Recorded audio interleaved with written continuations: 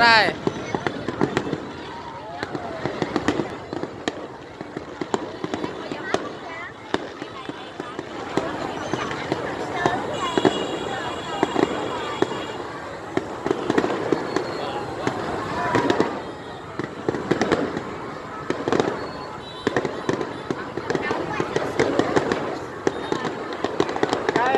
Chiếc máy bay nó bay cao lên đó là cái đội đó nó quay quay.